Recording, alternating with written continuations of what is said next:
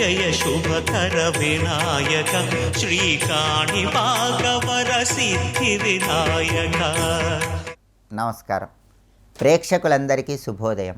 ఈనాటి శుభయోగం శీర్షికన చైత్ర శుక్ల ఏకాదశి తిథికి ఉన్నటువంటి ప్రాధాన్యత ఏంటో, ఈ చైత్ర శుక్ల ఏకాదశి వెనుక ఉన్న పౌరాణిక రహస్యం ఏంటో, చైత్ర శుక్ల ఏకాదశి సందర్భంగా ఎలాంటి విధి విధానాలు పాటిస్తే సమస్త శుభ ఫలితాలు చేకూరుతాయో పరిశీలిద్దాం. చైత్రమాసంలో శుక్లపక్షంలో వచ్చే ఏకాదశి తిథిని కామదా ఏకాదశి అనే పేరుతో పిలుస్తారు. దీన్నే దవన ఏకాదశి అనే పేరుతో కూడా పిలుస్తారు. ఈ కామదా ఏకాదశి వెనుక ఉన్న పౌరాణిక గాథను మనం పరిశీలించినట్లయితే పాతాళ లోకంలో అనేక రాజ్యాలు ఉన్నాయి. ఆ రాజ్యాలలో ఒక ప్రత్యేకమైన రాజ్యం పేరు నాగాపురం. ఈ నాగాపురాన్ని పుండరీకుడు అనే పేరు కలిగినటువంటి మహారాజు పరిపాలిస్తూ ఉండేవాడు. ఈ పుండరీకుడికి సంగీతం అంటే ఎంతో ప్రీతిపాత్రం. ఎవరైనా సంగీత కచేరీ చేస్తే తన దగ్గర ఉన్నటువంటి విలువైన ఆభరణాలు, రత్నాలు అన్నీ కూడా వాళ్ళకి ఇచ్చేస్తూ ఉండేవాడు. అయితే ఈ పుండరీకుడికి గంధర్వలోకంలో లలితుడు అనే పేరు కలిగిన ఒక గంధర్వుడు తన గాన కళతో అందరినీ సమ్మోహితులు చేస్తారన్న విషయం తెలుసుకొని లలితుడిని పాతాళలోకానికి పిలిచి చాలా అద్భుతంగా ఒక గాన కచేరీని ఏర్పాటు చేయిస్తాడు. అయితే గంధర్వలోకంలో ఉన్న లలితుడు పాతాళలోకంలో పుండరీకుడి దగ్గరికి గాన కచేరీ చేయటానికి వచ్చినప్పుడు తన భార్య అయినటువంటి లలితను కూడా తీసుకొని ఆ గాన కచేరీకి వస్తాడు. లలితుడు గంధర్వగానం చేస్తూ ఉంటే పుండరీకుడు మైమరిచిపోయి ఆ గంధర్వగానం వింటున్నాడు. అదే సమయంలో లలితుడు గంధర్వగానం చేస్తూ తన భార్య అయినటువంటి లలిత వైపు చూస్తాడు. ఒక్క క్షణం తన భార్య అయినటువంటి లలిత వైపు చూడటం వల్ల మనస్సు చెదిరి గానంలో చిన్న తప్పు దొర్లుతుంది. గానంలో ప్రధానంగా కావలసింది రాగము, తానము, పల్లవి, ఈ మూడు కూడా సరిగ్గా ఉండాలి. ఇవన్నీ కూడా కొద్దిగా తప్పు దొరలటం అక్కడే ఉన్నటువంటి కర్కోటకుడు అనే సర్పం చూస్తుంది. అలా చూసి కర్కోటకుడు అనే ఆ సర్పము పుండరీకుడి దగ్గరకు వెళ్ళి విషయం చెప్తుంది. దాంతో వెంటనే పుండరీకుడి కోపం వచ్చి, గంధర్వులు అంటేనే గానానికి ప్రతీక, కానీ నీ మనస్సు చెదిరిపోయి అద్భుతంగా గానం చేసేటప్పుడు అందులో తప్పులు దొరికినాయి కాబట్టి నువ్వు ఈ క్షణమే బ్రహ్మరాక్షసుడివైపోవాలని పుండరీకుడు లలితుడనే ఆ గంధర్వుడికి శాపం ఇస్తాడు.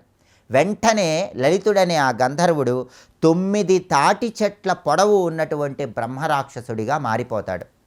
అలా మారిపోయిన తర్వాత ఆ లలితుడి భార్య లలిత ఎంతో బాధపడుతూ బ్రహ్మరాక్షసుడిగా ఉన్నటువంటి తన భర్తను తీసుకొని అన్ని చోట్ల మహర్షులని శాప విమోచనం కోసం ప్రార్థిస్తూ సంచరిస్తూ ఉండేది. అయితే ఇలా బ్రహ్మరాక్షసుడిగా మారిపోయినటువంటి లలితుడు రాత్రిపూట అనేక రకాలైనటువంటి జంతువులు, ఏనుగులు, మొసళ్ళు, తిమింగళాలు, వీటిని ఆహారంగా స్వీకరిస్తూ ఉండేవాడు. అయితే సంవత్సర కాలం పాటు ఇలా సంచరించిన తర్వాత అనుకోకుండా ఒకరోజు ఈ లలితకి ఒక అద్భుతమైన శక్తి సామర్థ్యం కలిగినటువంటి మహర్షి కనిపిస్తాడు. ఆ మహర్షే అగస్త్య మహర్షి. అగస్త్య మహర్షిని చూడగానే బాధపడుతూ లలిత ఈ విధంగా శాపం వచ్చింది, శాప విమోచనం చెప్పమని అడిగితే అగస్త్య మహర్షి అతి త్వరలో చైత్ర శుక్ల ఏకాదశి తిథి వస్తుంది, ఆ రోజు నువ్వు ఏకాదశి వ్రతం చెయ్యి, ఆహారం స్వీకరించకుండా ఉపవాసం ఉండు, విష్ణుమూర్తిని పూజించు, మర్నాడు ద్వాదశి రోజు ఎవరికైనా భోజనం పెట్టి ఆ తర్వాత ఆహారం స్వీకరించు, నీ ఏకాదశి వ్రత పుణ్యం మొత్తం కూడా నీ భర్తకు ధారపోస్తే నీ భర్తకి తప్పనిసరిగా యథారూపం వస్తుందని అగస్త్య మహర్షి పలుకుతాడు. అంతేకాకుండా నీ భర్త కూడా ఏకాదశి వ్రతం చేయాలి, ఆహారం స్వీకరించకుండా ఉండాలని అగస్త్య మహర్షి పలుకుతాడు. అయితే లలిత ఏం చెప్తుందంటే, నా భర్త బ్రహ్మరాక్షసుడిగా ఉన్నాడు కాబట్టి ప్రతిరోజు కూడా రాత్రిపూట అనేక జంతువులను ఆహారంగా స్వీకరిస్తున్నాడు, అది నా అధీనంలో ఉండదని పలికితే అప్పుడు అగస్త్య మహర్షి, నా తపశక్తితో ఈరోజు రాత్రి నీ భర్తను స్తంభింపజేస్తాను, ఆహారం స్వీకరించకుండా ఉండేలాగా నా తపశ్శక్తితో నీ భర్తను కదలకుండా చేస్తానని అగస్త్య మహర్షి పలుకుతాడు. అగస్త్య మహర్షి చెప్పిన విధంగానే చైత్రమాస శుక్లపక్ష ఏకాదశి తిథి రోజు అత్యంత భక్తి శ్రద్ధలతో లలిత శ్రీ మహావిష్ణువుని తులసి దళాలతో పూజించటం, విష్ణునామస్మరణ చేయటం, విష్ణు సహస్రనామ స్తోత్ర పారాయణ చేయటం, మర్నాడు ద్వాదశి రోజు భోజనం పెట్టి ఆ తర్వాత ఆహారం స్వీకరించడం చేసి ఏకాదశి వ్రత ఫలితం మొత్తం కూడా భర్తకు దారపోస్తుంది. అలాగే బ్రహ్మరాక్షసుడి రూపంలో ఉన్న ఈ లలితుడు కూడా రాత్రయ్యేసరికి ఆహారం స్వీకరించాలని బయలుదేరితే అగస్త్యుడు తన తపశ్శక్తితో స్తంభింపజేస్తాడు. అందువల్ల ఆహారం స్వీకరించకుండా ఉన్నాడు. అలా ఉండటం వల్ల మర్నాడు ద్వాదశి ఘడియలు పూర్తి కాగానే ఏకాదశి వ్రత ప్రభావం వల్ల గంధర్వుడైనటువంటి ఆ లలితుడు బ్రహ్మరాక్షస రూపాన్ని విడిచిపెట్టి యథారూపాన్ని పొందాడని పౌరాణిక గ్రంథాల్లో చెప్పారు. ఈ కథను మనకు పద్మపురాణంలో ప్రామాణికంగా చెప్పడం జరిగింది. ఎవరైతే చైత్ర శుక్ల ఏకాదశి తిథి సందర్భంగా పద్మపురాణంలో ప్రామాణికంగా చెప్పబడిన ఈ కథను వింటారో వాళ్ళు జన్మజన్మల పాపాలన్నీ పటాపంచలు చేసుకొని శ్రీ మహావిష్ణువు సంపూర్ణమైన అనుగ్రహానికి సులభంగా పాత్రలు కావచ్చు. అలాగే ఈ కామదా ఏకాదశి, దవన ఏకాదశి సందర్భంగా విష్ణుమూర్తిని దవనంతో పూజించటం, విష్ణు సహస్రనామ స్తోత్ర పారాయణ చేయటం ద్వారా శ్రీ మహావిష్ణువు సంపూర్ణమైన అనుగ్రహానికి ప్రతి ఒక్కరూ సులభంగా పాత్రలు కావచ్చు. రేపటి శుభయోగం శీర్షికన సోమవారం సందర్భంగా మార్కండేయుడు పరమేశ్వరుణ్ణి ప్రార్థించినటువంటి చంద్రశేఖరాష్టకంలో ఉన్నటువంటి భావం ఏంటో, విశేషార్థం ఏంటో, చంద్రశేఖరాష్టకం పఠిస్తే ఎటువంటి సత్ఫలితాలు కలుగుతాయో పరిశీలిద్దాం. నమస్కారం.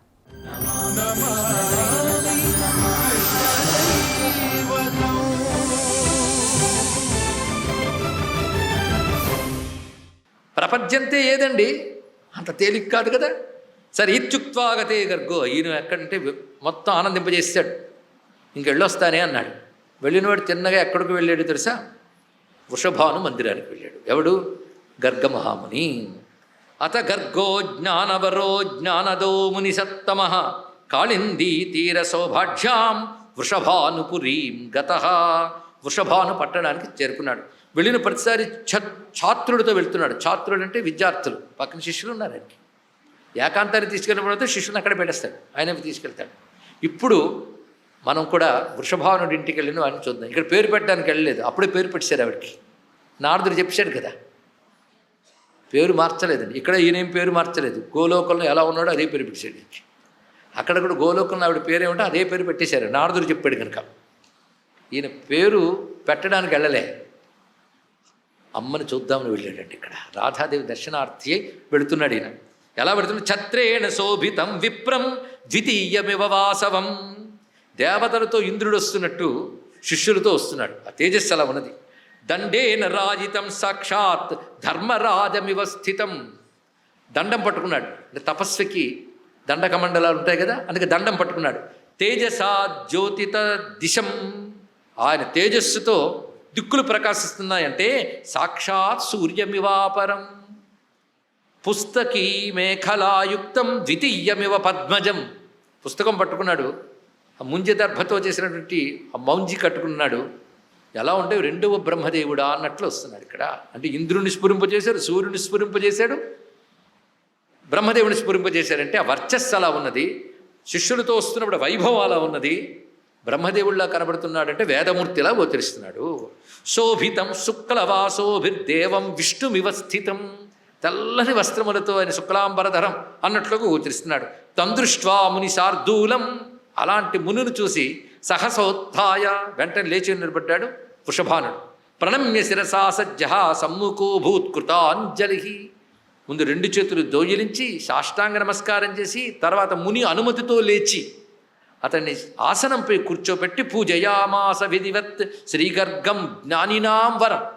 జ్ఞానుల్లో శ్రేష్ఠుడైన గర్గమహాముని పూజించి ప్రదక్షిణీకృత్య వృషభానువరో మహాన్ ఆయన పూజించి అంటున్నాడు, సతాం పర్యటనం శాంతం గృహిణాం శాంతయే స్మృతం.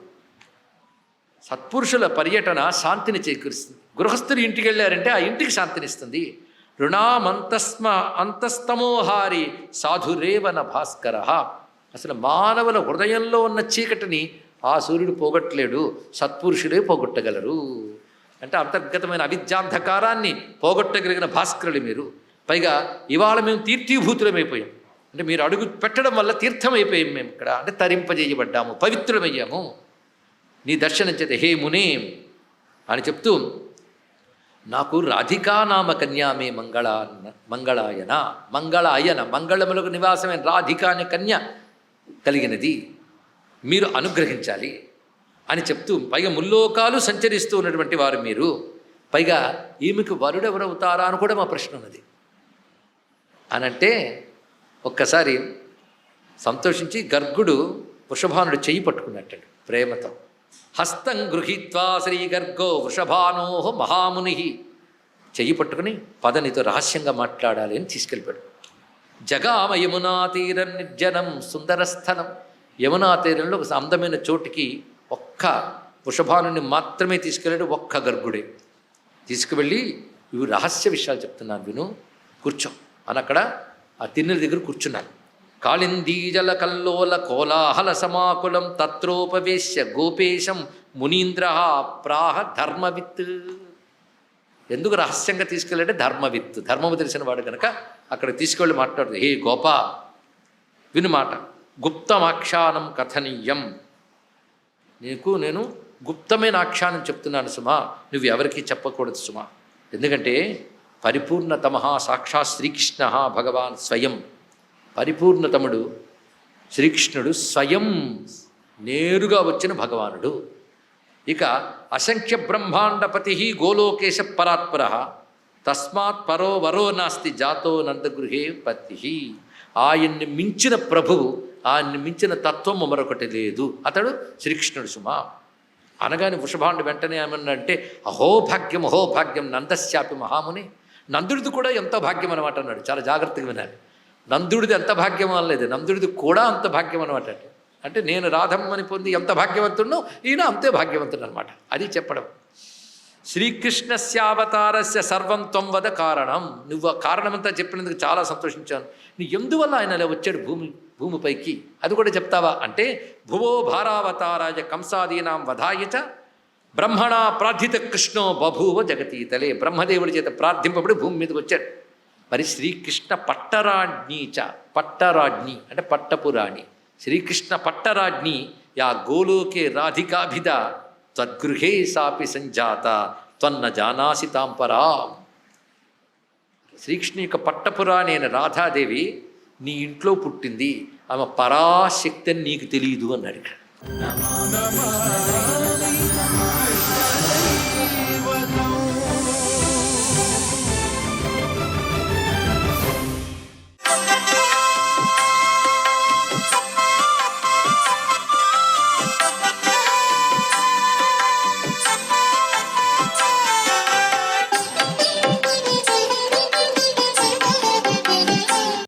ఓం నమో నారాయణాయ, ఓం నమ శివాయ, శ్రీమాత్రే నమ. చైత్రశుద్ధ ఏకాదశి అద్వితీయమైనటువంటి ప్రభావాన్ని ఇస్తుంది. దీన్నే కామత ఏకాదశని, దమన ఏకాదశని వివిధ పేర్లతో పిలుస్తారు. ఈ రోజున లక్ష్మీనారాయణులను ఊయలలో ఉంచి దమనంతో కనుక పూజ చేస్తే, వైష్ణవ ఆలయాల్ని కనుక సందర్శించినట్లయితే, వీలైతే జాగరణ చేసినట్లయితే చాలా చక్కటి సత్ఫలితాన్ని కూడాను సాధించుకోవడానికి ఆస్కారం అత్యధికంగా ఉంది సుమా అంటోంది శాస్త్రం. ఈనాడు స్త్రీలు రుక్మిణీదేవిని పూజించడం వల్ల భర్త యొక్క ప్రేమానురాగాలను అత్యంత అమితంగా పొందడానికి ఆస్కారం ఎక్కువగా ఉంటుందని శాస్త్రవచనం. సత్యభామ ఈనాడే శ్రీకృష్ణుని తులాభారం తుయ్యగా, ఆమె ఐశ్వర్యం కంటే రుక్మిణీదేవి యొక్క పతిభక్తితో చేసిన తులసీదళానికే శ్రీకృష్ణుడు తూగినటువంటి గాథను ఈనాడు ఒక్కసారి మనం గనక స్మరించుకున్నట్లయితే, స్త్రీలకు చిరకాల సౌభాగ్యం, భర్త యొక్క ప్రేమానురాగాలు దక్కుతాయి అని చెప్పేసి శాస్త్రం ఈ ఏకాదశి గురించి పలు విధాలుగా తెలియజేసింది. దీన్ని మనం ఆచరించి తరిద్దాం. సర్వే జనా సుఖినో భవంతు.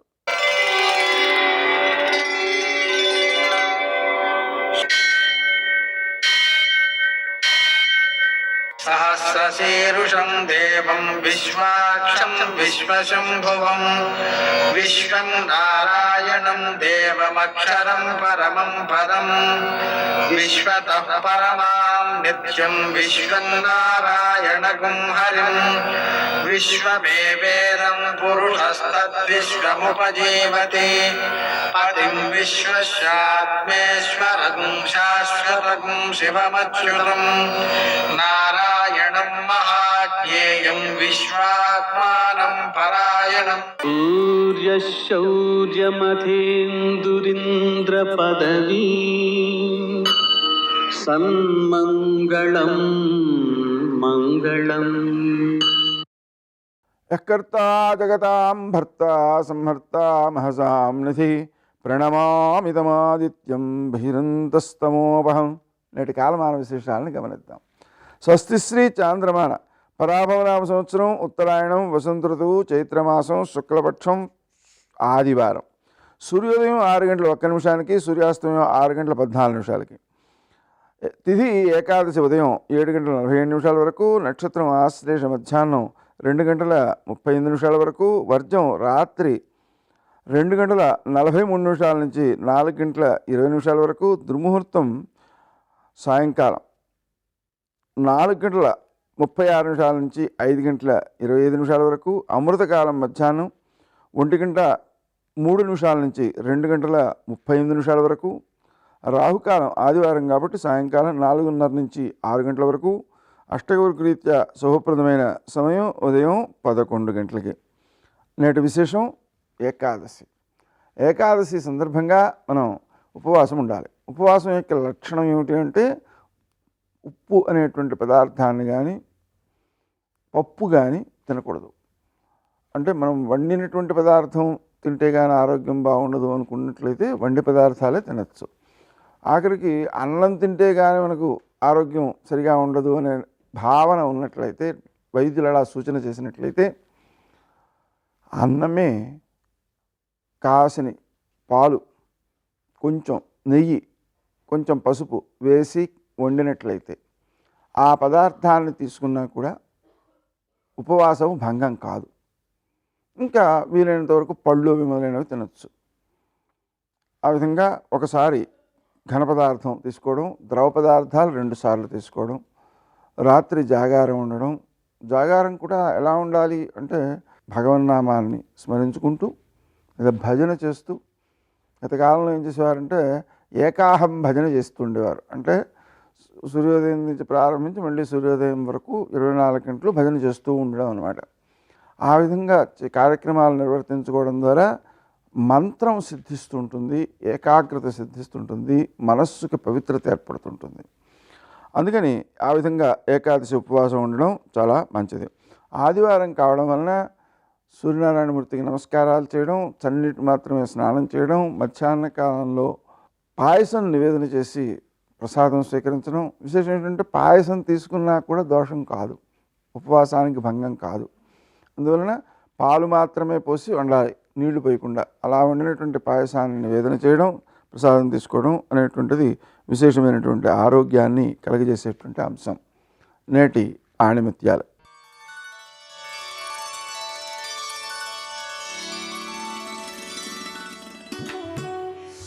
పడవ మునుగుతున్నప్పుడు ఈత నేర్చుకోవడం దండుగా.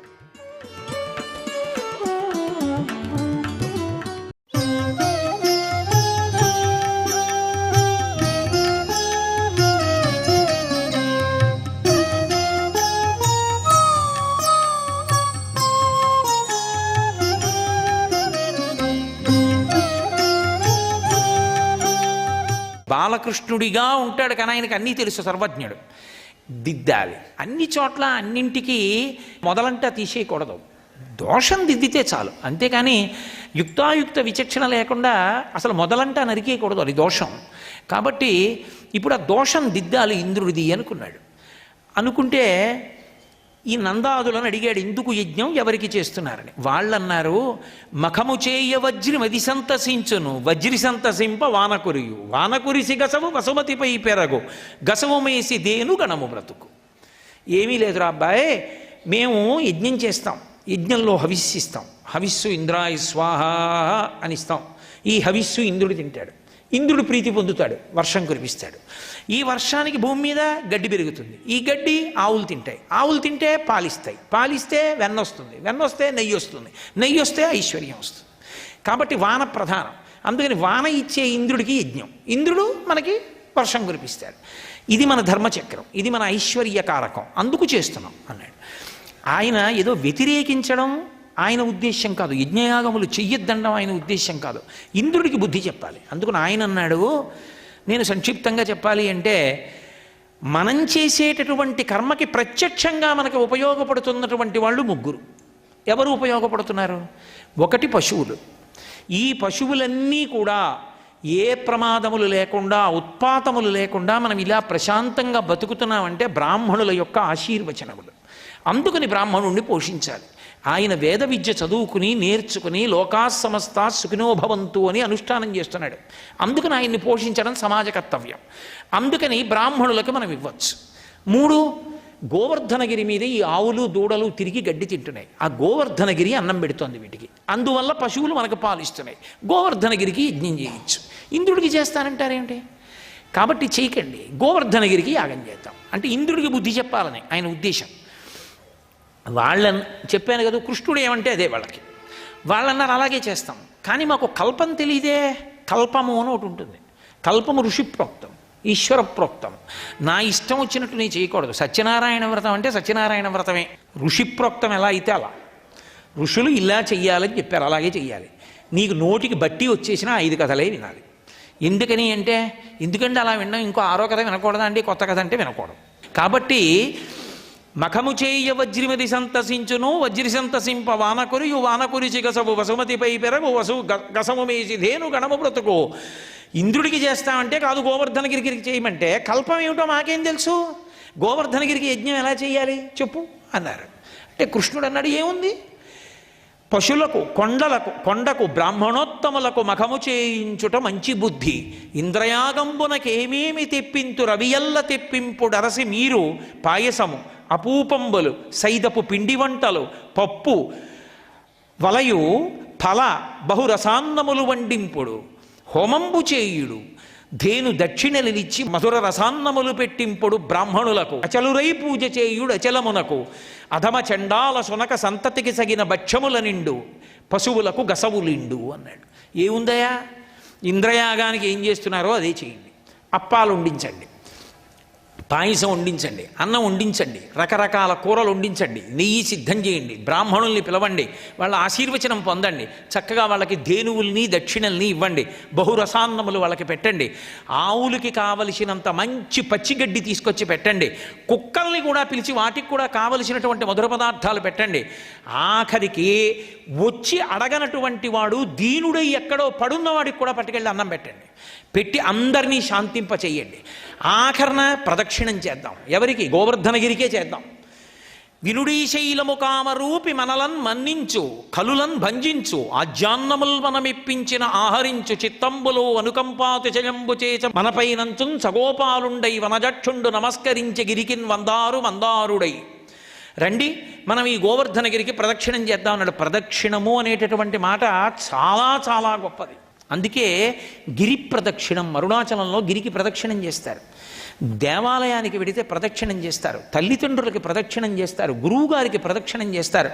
కాబట్టి మనం గిరికి ప్రదక్షిణం చేద్దాం. బహుశः మొట్టమొదటి గిరి ప్రదక్షిణం చెప్పినవాడు భాగవతంలో కృష్ణ భగవానుడే అనుకుంటాను. కాబట్టి ఆయన అన్నాడు, వినుడీ శైలము కామరూపి. మీ అందరూ కొండనుకుంటున్నారు, కాదు, దానికి అధిష్టానం ఉంది, అది కనపడుతుంది తింటూ. మనం తీసుకెళ్ళి పాయసాలు, అన్నం, పప్పు, కూరలు, బూర్లు అన్నీ వేద్దాం, అది తింటూ మీకు కనపడుతుంది చూడండి. ఆజ్యాన్నములు మనం ఇప్పించిన ఆహరించు మనలను మన్నించు. మనం నేతన్నం పట్టుకెళ్ళి వేస్తే తింటుంది, మన పట్ల సంతోషిస్తుంది. కలులను వేధించు, దుష్టులైన వాళ్ళని బాధ పెడుతుంది. కాబట్టి చిత్తంబులో నదుకంపాతి చయంబు చేసి మనపైనంచున్ సగోపాలుండై వనజక్షుండు నమస్కరించి గిరికిన్ వందారుడై. రండి నమస్కరిద్దామని కృష్ణ భగవానుడు గోవర్ధనగిరికి తాను నమస్కరించాడు. యజ్ఞాచరతి శ్రేష్ఠ. ముందు తాను చెయ్యింది ఇతరులు ఎందుకు చేస్తారు? అందుకని తాను నమస్కరించాడు. అక్కడ గోవర్ధనగిరి రూపంలో అధిష్టానంగా తానే కనబడి నమస్కారం అందుకున్నాడు. ఆయనే అక్కడ గోవర్ధనగిరికి అధిష్టానంగా ఉండి పదార్థాలన్నీ తింటున్నాడు. ఇప్పుడు నడవలేని వాళ్ళందరూ బళ్ళెక్కారు. నందుడు మొదలైన పెద్దవాళ్ళు ఎడ్లు కట్టించుకుని బళ్ళెక్కారు. వెనకాతల ఆవులు దూడలు అన్నీ కూడా రావాలి, రండి ప్రదక్షిణం చేద్దాం అన్నాడు. సర్వం శ్రీ ఉమామహేశ్వర పరబ్రహ్మార్పణమస్తు. స్వస్తి.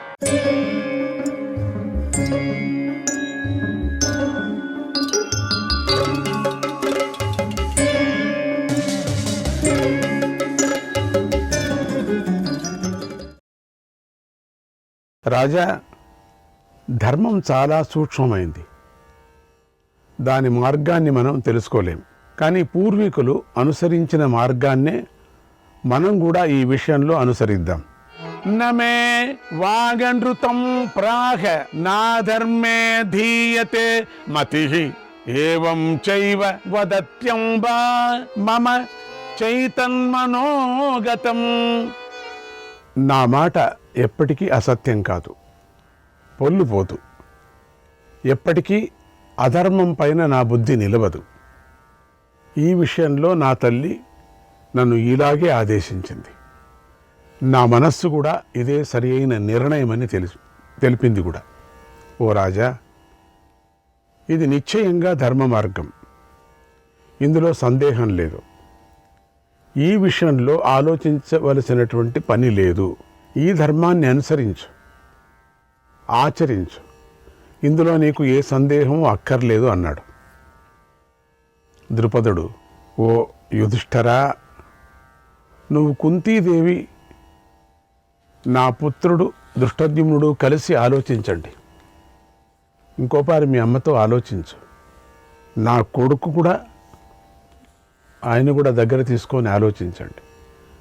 మీరందరూ తగిన కర్తవ్యాన్ని చెప్పండి. రేపు మంచి రోజు, అందుకని చేయవలసినటువంటి కర్తవ్యాన్ని చేద్దాం అన్నాడు. తర్వాత అందరూ తమ తమ భవనాల్లో విశ్రాంతి తీసుకున్నారు. మరునాడు తెల్లవారింది. అందరూ నిత్య కర్మలను పూర్తి చేసుకున్నారు. మళ్ళీ అందరూ కలిసి ద్రౌపదీదేవి పెళ్లి విషయం మాట్లాడుకోసాగారు. సరిగ్గా ఆ సమయంలో అక్కడికి అనుకోకుండా శ్రీకృష్ణ ద్వైపాయన అంటే వ్యాస మహర్షి వచ్చాడు. అదే కదా మనకు కావలసింది. శ్రీకృష్ణాయ పరమాత్మనే నమః. ద్రుపదుడు ధర్మరాజుల మధ్యలో ద్రౌపది వివాహ చర్చ సాగుతోంది. అంతలో అక్కడికి వ్యాస భగవానుడు వచ్చాడు. అప్పుడు పాండవులు, ద్రుపదుడు అందరూ లేచి ఆయనకు ఎదురు వెళ్ళి స్వాగతం పలికి ఆయనకు నమస్కరించారు.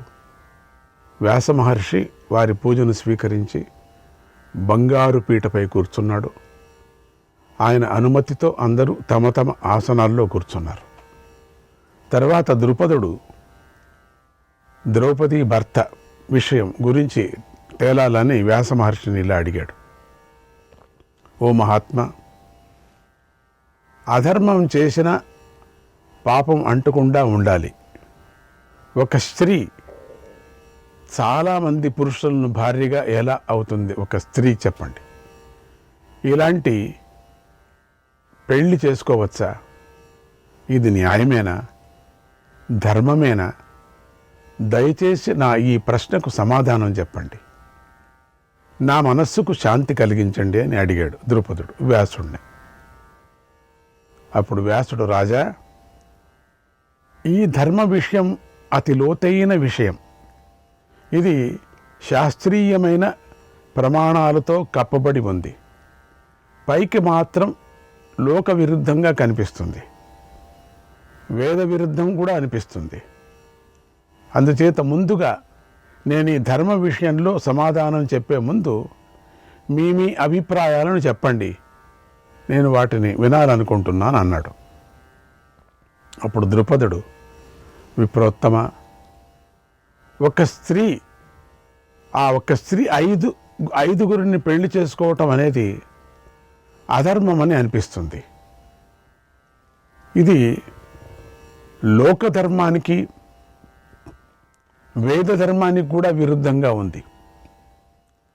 చాలామంది పురుషులకు ఒకే స్త్రీ భారీగా ఉండదు కదా, ఇది ఎలా ధర్మం అవుతుంది? పూర్వకాలంలో ఈ ధర్మాన్ని ఏ మహాత్ములు ఆచరించలేదు కనుక ఇది అధర్మం. విద్వాంసులు ఇటువంటి అధర్మాన్ని ఎప్పుడూ ఆచరించకూడదు కదా. ఇది లోక విరుద్ధమైన పని, లోకం ఒప్పుకోదు కనుక ఈ పెళ్లికి నేను ఒప్పుకోను. ఐదుగురికి ద్రౌపదిని ఇచ్చి పెళ్లి చేయను. ఈ కార్యం ధర్మమే అంటే మాత్రం నాకు చాలా సందేహంగా ఉంది. నా ఈ ప్రశ్నకు సమాధానం చెప్పండి అన్నాడు. నేను మాత్రం ఇవ్వను, నాకు చాలా అనుమానంగా ఉంది. ఇది ఎక్కడన్నా ఉందే? 5 మందికి పెళ్లి చేసి ఇవ్వటం నా కూతుర్ని, ఇది ఎక్కడన్నా ప్రపంచంలో ఉందే? ఇది లోక విరుద్ధం. రేపు పొద్దున లోకం ఏమనుకుంటుంది? ద్రౌపదుడి వంశం ఏమవుతుంది? మీ వంశం ఏమవుతుంది అని తన యొక్క అభిప్రాయం చెప్పాడు. తర్వాత దృష్టద్యుమ్నుడిలా తన సందేహాన్ని తెలిపాడు. ఓ మునీంద్ర, మీరు విప్రులు, తపోధనులు, మీరే ఈ సంశయాన్ని తీర్చగలరు. పెద్దవాడు తమ్ముడి భార్యను తన భార్యగా ఎలా స్వీకరిస్తాడు? పెద్దవాడు ఎట్లా స్వీకరిస్తాడు? తమ్ముడి భార్యను ఎట్లయినా స్వీకరించడానికి అవుతుందా? ధర్మం అతి సూక్ష్మమైంది, దాని గతిని ఎవరూ తెలుసుకోలేరు కదా. కనుక ఈ ధర్మాధర్మ విచారణను మేము చేయలేం, మా చేత కాదు. నాకు తోచింది చెప్తున్నాను, తమ్ముడి భార్యను అన్న ఒప్పుకోకూడదు. మాకు తెలిసింది ఒకటే, ద్రౌపది 5గురికి భార్య కావటం కుదరదు. దృష్టద్యుమ్నుడి యొక్క అభిప్రాయం చెప్పేస్తున్నాడు. అందుకే వీరికి ద్రౌపదిని భార్యగా అర్పించటానికి మేము సందేహిస్తున్నాము అన్నాడు. 5 మంది పెళ్లి చేసుకుంటారు, ఎక్కడండి కుదురుతుంది ఇది? ఎక్కడైనా మాటన ఉందా ఇది? ఈ మాటలు విని ధర్మరాజు ఇలా అన్నాడు. ఓ మహాత్మా, నా మాటలు ఎప్పుడు అసత్యాలు కావు కదా, నా బుద్ధి అధర్మం వైపు పోదు కదా. ఈ పెళ్లికి నా మనస్సు అంగీకరిస్తోంది. ఒక స్త్రీని 5గురు పెళ్లి చేసుకోవటం ధర్మమే అని నాకు తోస్తుంది కనుక ఇది అధర్మం కాదు. నా మనస్సు ఇది అధర్మమని చెప్పటం లేదు.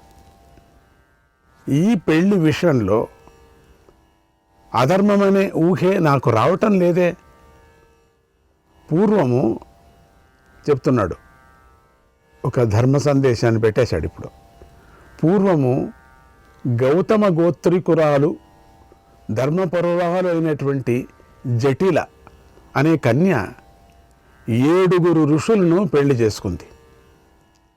అలాగే కండు మహర్షి పుత్రిక అయినటువంటి వార్ష్ణి 10 మందిని పెళ్లి చేసుకుంది. మేము తల్లి మాట పాటించాం. మేము గురోర్హి వచనం ప్రాహు ధర్మ్యం ధర్మజ్ఞ సత్తమ గురూణాం చైవ సర్వేషాం మాతా పరమకో గురుగు. ధర్మవేత్తల్లో శ్రేష్ఠుడా, గురువుల ఆజ్ఞ ధిక్కరించటానికి వీలు లేదు కదా, అది ధర్మబద్ధమై ఉంటుంది కదా. సమస్త గురువుల్లోనూ తల్లియే పరమగురువు అని చెప్పబడింది కదా. అటువంటి తల్లి మీరందరూ భిక్షలాగానే ఈమెను కూడా సమానంగా పంచుకోండి అని ఆదేశించింది. అందుచేత మా 5గురుతోనూ జరిగే ఈమె పెళ్ళి ధర్మమే అయి ఉంది, ఇందులో సందేహం లేదు అన్నాడు. తర్వాత కుంతీదేవి చెప్తుంది, ఓ మహాముని, ధర్మరాజు ఎప్పుడూ ధర్మాన్ని ఆచరిస్తాడు. ఇతడు చెప్పినదంతా సత్యం. నేను ఇలాగే ఆదేశించాను కూడా. నాకు అసత్యం అంటే చాలా భయం. నన్ను ఎలాగైనా అసత్యం పాపం నుండి రక్షించు, తగిన ఉపాయాన్ని చెప్పు అంది ఆవిడ కథ ఆవిడికి. లేకపోతే నాకు అసత్యం అవుతుంది, నా వచనం భ్రష్టమైపోతుంది, నాకు పాపం వస్తుంది. పాపముక్తుని అది చూడండి, ఎవరెవరి కష్టం వాళ్ళకి. ఈవిడ ఒకపారి చెప్పిన తర్వాత అంతే, మొదటి నుంచి అట్లే జరుగుతున్నది. ఈ కుంతి మహాతల్లి మొదటి నుంచి అదే మదురు చేసుకొని వచ్చింది. నన్ను అన్యాయం చేయొద్దండి, నా మాట పోనీయకూడదు, 5 జనం పంచుకోవాల్సిందే. వ్యాస మహర్షి అందరి అభిప్రాయాలు విన్నాడు. విని ఇంకెవరిదన్నా ఉందా అంటే ఎవరు మాట్లాడలేదు. ఇలా అన్నాడు, ఓ కుంతి, ఇది ధర్మమే, సనాతన ధర్మమే, కనుక నీకు అసత్య దోషం అంటదు. కానీ ఈ ధర్మము సామాన్యులకు వర్తించదు, జ్ఞాపకం పెట్టుకోండి. అసామాన్యులు మీరు, అసామాన్యులైనటువంటి మానవులకు వర్తించదు. అసలు మీరంతా సామాన్యుల్లాగా మాట్లాడుతున్నారే, నాకు ఆశ్చర్యం అవుతుంది అని అర్థం. ఇక్కడ సామాన్యులు చెప్పుకునేటువంటి మాటలు ఇవంతా. ఇది ఎందుకు వచ్చింది ఈ ప్రశ్న అనే విధంగా మాట్లాడుతున్నాడు ఆయన. ఈ ధర్మం సామాన్య మనుషులకు వర్తించదు, విశేషమైన శక్తి గల వారికి మాత్రమే వర్తిస్తుంది. వాళ్ళ ఇష్టం అది, ఇష్టానుసారంగా శక్తి ఉండేటువంటి వాళ్ళకి వర్తిస్తుంది. ఒక జీవిని చంపచ్చు, మళ్ళీ వాళ్ళు ప్రాణం ఇస్తారు. అదే సామాన్యులు ఆ జీవిని చంపితే పాపం. ధర్మరాజు చెప్పినదంతా ధర్మంగా ఉంది. ధర్మరాజు చెప్పినట్లుగా ఈ పెళ్లి కూడా ధర్మంగానే ఉంది, ఇందులో సందేహం లేదు అన్నాడు. తర్వాత వ్యాస మహర్షి ఆసనం పైనుండి లేచి ద్రుపదుడి చేయి పట్టుకొని రాజభవనంలోకి ప్రవేశించాడు. పాండవులు, కుంతి, ద్రౌపది, దృష్టద్యుమ్నుడు అక్కడే కూర్చొని వారి కోసమే ఎదురు చూస్తున్నారు. ఈలోపు వ్యాస మహర్షి ద్రుపదుడిని భవనం లోపలికి తీసుకొని వెళ్ళి, ఒక స్త్రీకి అనేక మంది పురుషులతో పెళ్లి జరగటం ధర్మమే అని చెప్పి ఈ విషయంలో అతడికి గల సందేహాలను కూడా తొలగించాడు. శ్రీకృష్ణాయ పరమాత్మనే నమః. ఏకాంత ప్రదేశంలో వ్యాస మహర్షి ద్రుపద మహారాజుకు ద్రౌపది పాండవుల పూర్వజన్మ వృత్తాంతాన్ని ఇలా చెప్పాడు. వాళ్ళు ఎదురుకు చెప్పకూడదు, నీకు చెప్తున్నాను విను.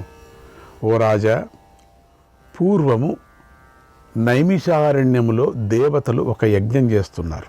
ఆ యజ్ఞంలో యముడు శామిత్రము అనేటువంటి పని చేయటంలో నియమించబడ్డాడు. శామిత్రము అంటే యజ్ఞంలో పశువుకు ముక్తిని ఇచ్చే పని. యజ్ఞం చేస్తూ ఉంటే పూర్వకాలంలో పశువధ కూడా చేస్తూ ఉంటారు.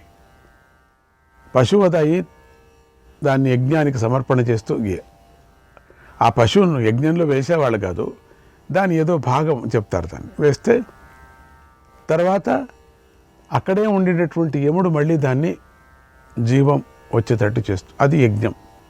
ఆ కారణం వల్ల యముడు తాను చేసే అసలు పనినే మానేశాడు.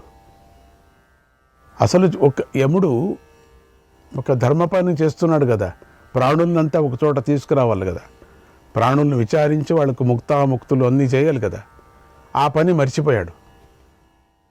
దాంతో ఆయస్సు తీరిపోయినటువంటి ప్రజలు మరణించటం లేదు. యమధర్మరాయి అక్కడ కీ ఇస్తే కదా మరణిస్తారు. అందరూ అట్లే ఉండిపోతున్నారు.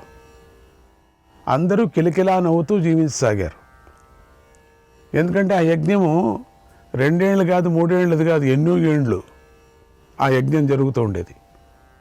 కేవలం 12 ఏళ్ళు, 16 ఏళ్ళు, 40 ఏళ్ళు అనుకున్నాం, అది కూడా కాదు, ఇంకా ఎక్కువ ఏండ్లు, 100 కొద్ది ఏండ్లు. ఎన్నేళ్ళైనా ఎవరూ చావటం లేదు. భూమిలో హాయిగా సుఖంగా అన్నీ తింటూనే ఉన్నారు. అందరూ పానీయాలు తాగుతూనే ఉన్నారు. ఎందుకంటే యమధర్మ లేడే అక్కడ. కాల నియమం తల్లకిందులైపోయింది. ఈ ఉపద్రవాన్ని చూసి దేవతలు భయపడ్డారు. ఎక్కువైపోయారు జనం. ఆ సమయానికి బ్యాలెన్స్ పరమాత్ముడు చేస్తుంటాడు. మనం అనుకుంటాం, అయ్యోయ్యో ఎంత పెద్ద సునామీ వచ్చిందండి, ఏంటండి ఇట్లయిపోయింది, ఒక ద్వీపమే లేకోకుండా పోయింది, ఎంతమంది ప్రాణాలతో పోయారు అని అంటాం. ఏమిటండి న్యాయమా ఇది? మనకు అట్లా కనపడవచ్చు, పరమాత్ముడి దృష్టిలో న్యాయమే అది.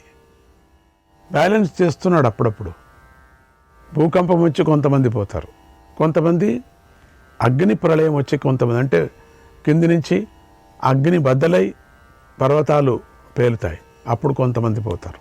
భూకంపంతో, సునామీతో, విపరీతమైన వానతో, వాన రాక కరువుతో చిత్రమైనటువంటి ప్రాణాలు పోతున్నాయి. సడన్గా పోతుంది. కొంతమంది సైకిల్ నుంచి పడి చచ్చిపోతున్నారు. అంతే. కొంతమంది కేవలం అట్లా అడుగు వేసి పోతున్నారు. కొంతమంది పైన కొట్టుకుంటూనే పోతున్నారు. ఎంత విచిత్రం. కొంతమందికి ఎక్కువ భోజనం చేస్తూనే పోతున్నారు, కొంతమంది భోజనం లేకనే పోతున్నారు. అంటే ఎవరెవరికి ఎక్కడెక్కడ ఏ ప్రకారంగా ప్రాణం తీయాలో ముందుగా రాసి పెట్టేశారు, దాని ప్రకారం వెళ్ళాలి. సో కాబట్టి ఎవరెవరికి ఎప్పుడెప్పుడు ఎక్కడెక్కడ రాసిందో మనకు తెలుసా? నువ్వు ఇష్టం వచ్చినట్టు తిరుగుతున్నావు కదా, నీకు ఎవరైనా చెప్పారా? కాబట్టి అందరూ పరమాత్ముడు ఎప్పుడు న్యాయమే చేస్తున్నాడు, అన్యాయం చెయ్యడు. అయ్యో ఏమిటండి ఇంత చిన్న వయసులో తీసుకోండి, పరమాత్ముడికి కళ్ళు లేవా, చెవులు లేవా, ముక్కులు లేవా? ఆయనకి అన్నీ ఉండబట్టే ఇది జరిగింది, అది లేకపోతే ఏమేమో అయిపోయేది. అట్లా అనకూడదు మనం. పరమాత్ముడు ఎంతోమందిని పుట్టించాడు, అప్పుడు దేవుడిని తిట్టుకోవద్దు. దేవుడిని ఏం దేవుడు లేదా, ముక్కులు లేవా, ఏం పుట్టించాడు అనకూడదు. మన చేతిలో లేదు, ఇది మాయ అంతే. మనం దీన్ని అనుభవించక తప్పదు. మనమంతా బొమ్మలంతే. నువ్వు ఏమే చెప్పు, ఆధ్యాత్మ రీతిలో నువ్వు ఎంతగా తిట్టుకో, ఈ కథలంతా కట్టమ్మ కథలు, కుట్టమ్మ కథలు అని చెప్పి ఇంకా జరుగుతున్నదో ఇప్పుడు అవుతున్నదో. నువ్వు కట్టమ్మ కుట్టమ్మ కథలు అని చెప్పినప్పటికీ కూడా గూబమ్మ కథలు, గుచ్చమ్మ కథలు అని చెప్తున్నావు కదా, ఈ జరుగుతున్నదో ఇప్పుడు కథలు. అందుకని ఇప్పుడు ఎవరికెవరో ప్రపంచంలో చెప్తూ ఎవరికెవరో యమునా తీరే అని అంటూ ఉంటారు కదా, ఇప్పుడు అయిపోయింది ఆ పని. ఎందుకంటే మనమే చేసుకున్నటువంటి పని. ఇన్ని సుఖశాంతులు కావాలని చేసుకున్నాం కాబట్టి ఈ సుఖశాంతుల్లో ఏదో ఒకటి మనకు అపాయం తప్పదు కదా. ఇవన్నీ మనం యోచన చేసుకోవాలి కదా. సుఖానికి ఎంత దూరం మనం దగ్గర వెళుతున్నామో అంత దూరం పడేస్తాడు పరమాత్ముడు. అంతా వాడి చేతిలో ఉంది, ఎవ్వరు ఏం చేయటానికి వీలు. ఇది మాయ. నువ్వు ఎంతైనా తిట్టుకో, ఆధ్యాత్మికంగా మహాత్ములను తిట్టుకో, గురువుగారిని తిట్టుకో, దేవుణ్ణి తిట్టుకో, అది జరిగేది. అది జ్ఞాపకం పెట్టుకోండి. చంద్రుడు, ఇంద్రుడు, వరుణుడు, కుబేరుడు, సాధ్యులు, రుద్రులు, వసువులు, అశ్వినీ దేవతలు అందరూ సత్యలోకానికి వెళ్ళి బ్రహ్మదేవుణ్ణి ఇలా ప్రార్థించారు. ఓ దేవా, భూలోకంలో మనుష్యులు పెరిగిపోతున్నారు. ఎందుకంటే యమధర్మరాయ పని లేదు కదా, ఆయనకి వేరే పని అప్పచెప్పుకున్నారు కదా. తనకు తానే పెద్ద యజ్ఞ పశువును బతికించటానికి అక్కడే ఉన్నాడు. ఎన్నో ఏండ్లగా జరుగుతున్నది అది. అక్కడ పనే లేదు. అక్కడ పెట్టినటువంటి తపెళ్ళు, అక్కడ పెట్టినటువంటి పెద్ద పెనాలు అట్లనే ఉన్నాయి అన్నీ కూడా. నూనె ఎంత కొత్త ఉంటుంది, దాంట్లో వేయాలి కదా మనుషుల్ని, పాపం చేసిన వాళ్ళను. శ్రీకృష్ణాయ పరమాత్మనే నమః.